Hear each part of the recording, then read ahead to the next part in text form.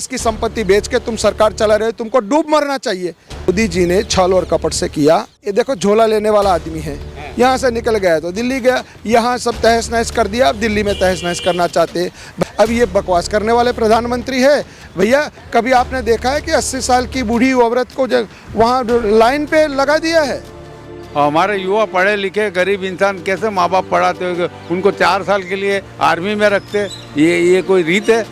गुजरात की जनता टोक्यो की मजा नहीं ले पा रही है। जो टोपी पहनाई है ना प्रधानमंत्री ने, उसकी दुख की सजा झेल रही है। तो झांसा देने वाले ये सीएम थे, अब झांसा देने वाले ये पीएम है। दोस्तों नमस्कार, मैं हूं आपका दोस्त जाहिद। आप देख रहे हैं डेली। इस वक्त हम पहुंच चुके हैं गुजरात में। जी हां, वही गुजरात जहां से प्रधानमंत्री मोदी आते हैं।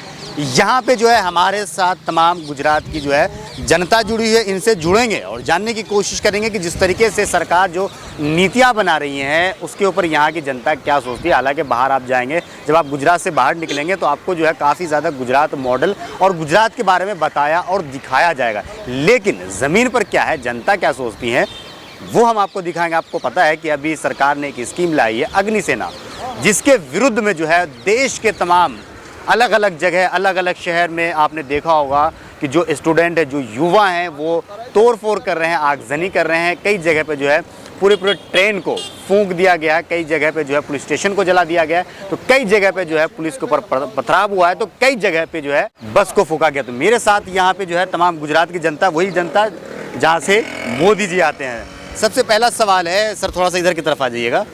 सबसे पहला सवाल है कि सरकार जो मोदी जी जो है जो स्कीम लेकर के आ रहे हैं, अभी एक स्कीम आपने देखा होगा कि वो लेकर के आए हैं अग्निसेना वाला, उसके विरुद्ध में जो है जगह जगह पे जो युवा हैं वो पथराव कर रहे हैं, पुलिस स्टेशन जला रहे हैं, ट्रेन को जला रहे हैं। उसको आप किस तरीके से देखते हैं? आप गुजरात के लोग कैसे देखते हैं? वो नाम ही रख दिया है अग्नि। अच्छा, युवाओं को जलाने का वो प्रयास कर रहे हैं खुद। हैं इतने साल तुम देखो, ऐसी परिस्थिति गुजरात में आज की युवाओं की बन चुकी है कि गुजरात को न रोजगार मिल रहा है, न नौकरी मिल रही है, न युवाओं के बारे में सरकार, ये प्रदेश की सरकार हो या केंद्र की सरकार हो, कुछ सोच नहीं रही है।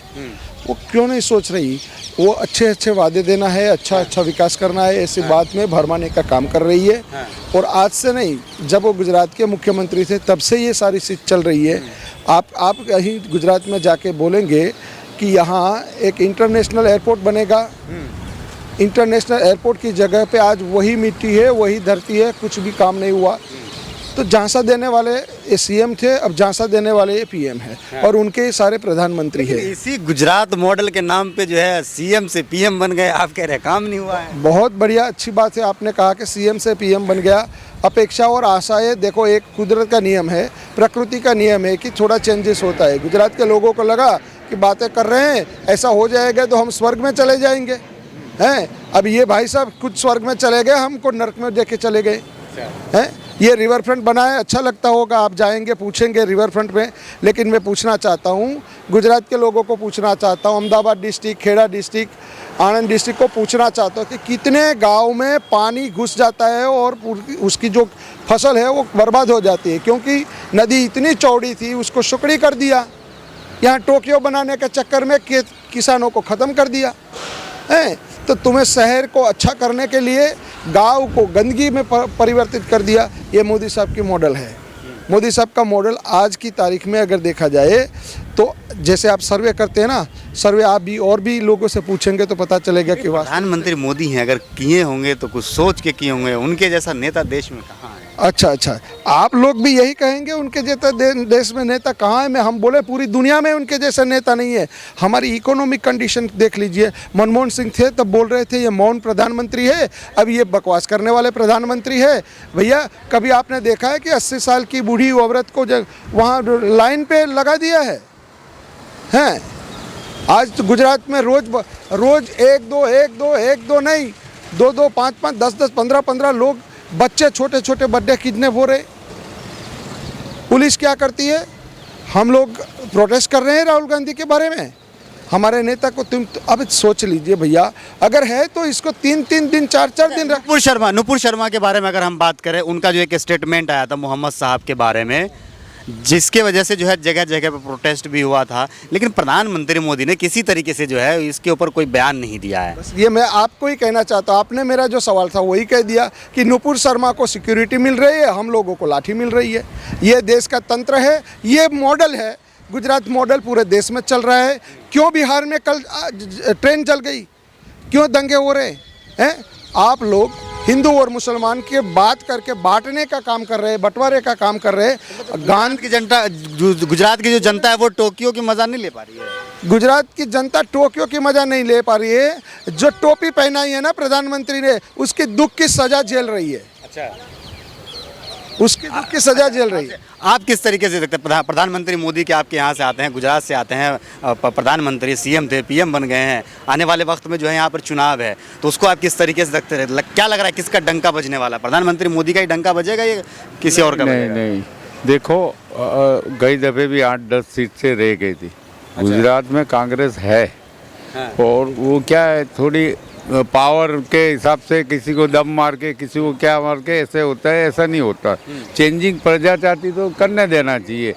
यहाँ पे पगार में सबको रखा है, जैसे अभी अग्निपथ रखा है वो स्कीम लागू करने जा रहा है। ये नहीं हो सकता। यहाँ पुलिस का पगार कम, तलाठी का पगार कम, पे पगार उसको बोलते। पे पगार कभी हिंदुस्तान में कहीं हुआ ही नहीं। तो ये गुजरात का मॉडल है। गुजरात तो पहले से सुखी था, व्यापारी धंधे से सब था। मैं पूछना चाहता हूँ, मनमोहन सिंह की 10 साल रहे, उसमें व्यापारी कितना कमाया और ये आने के बाद कितना कमाते हैं?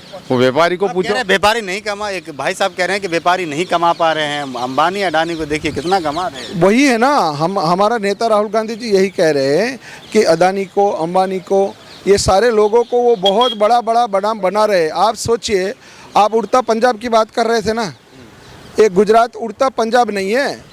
गुजरात में तो पूरी जो खेप आती है ना, पूरा जहाज बंदर पे वो ये मुकेश अंबानी ये गौतम अदानी के पोर्ट पे आता है ना, इतना ड्रग्स आता है भैया। इनको कहीं कोई तुम जेल का नहीं, कोई समन्स नहीं, कुछ नहीं। नुपुर शर्मा को तुम सिक्योरिटी दे रहे हो।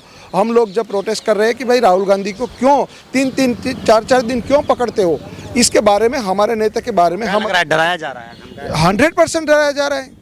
और ये टेस्ट कर रहे हैं कि करते हैं तो क्या करते हैं, उनको पता नहीं है। गुजरात के एक नौजवान, गुजरात का एक गुजराती निकलेगा और देश का, पूरे देश में से हर एक कांग्रेस जन निकलेंगे। इस सरकार को घर लाना है।